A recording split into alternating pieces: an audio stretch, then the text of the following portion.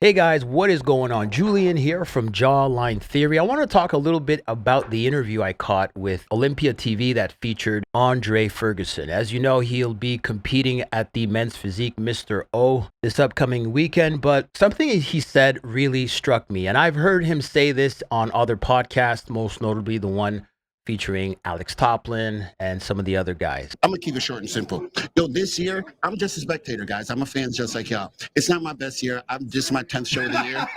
And so to me, showing up to the show and knowing that you're not really giving it your all is kind of like a slap in the face to the other deserving Olympians who are trying to be the next Mr. Olympia. They want to be Mr. Olympia. You know what I'm saying? So I find that a bit like disingenuous because frankly, as much as I love Dre, he offers so much insight into the industry. He has a lot of experience and he's probably competed the most compared to other athletes. I'm not taking anything away from him, but that being said, there are some other younger cats who deserve to be there and they're trying to climb up the ranks. So for him to say, hey man, I just see this as a sort of like opportunity to hang out, maybe get some visibility, maybe increase my social media presence. I'm not trying to be in the top 3 or the top 5. I don't know. I just feel, as the kids would say, some type of way about it. But nonetheless, I don't want to harp too much on it because I love the guy. I love his experience. And I think he has a phenomenal shape despite being in his 40s. So shout out to my plus 40 men out there. We're still rocking it. All right, let's switch gears here. I want to talk a little bit about Erin Banks. I think he brings a great package. And I think over the years,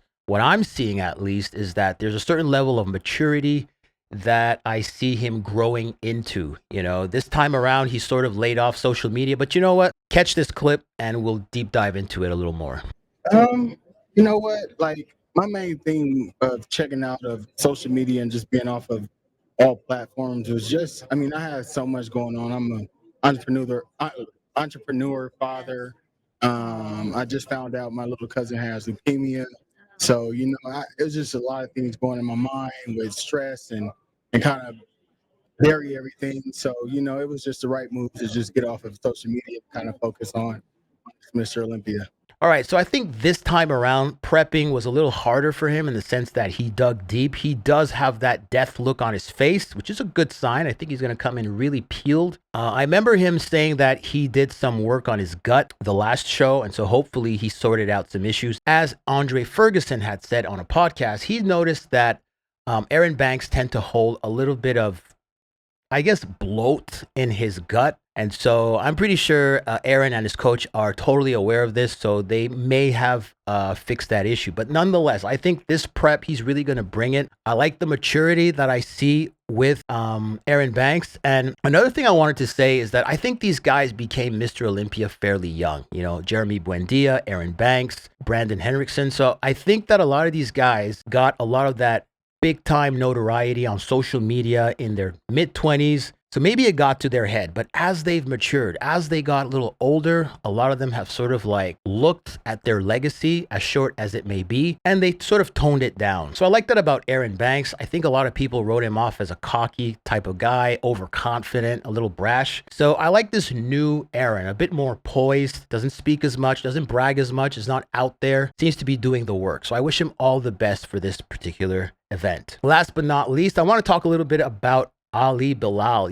Ali Bilal, I know he was on the Cutler podcast. I didn't really get a chance to listen to the entire thing, but it's hard to hate on a guy who's come from struggle. Being born in Afghanistan, going to other parts of the world just to make it, I gotta commend him. The guy, he's slowly growing on me. As for his physique, I don't know. There's something about his frame that I don't particularly like, but nonetheless, I'm going to wish him good luck for this Mr. Olympia.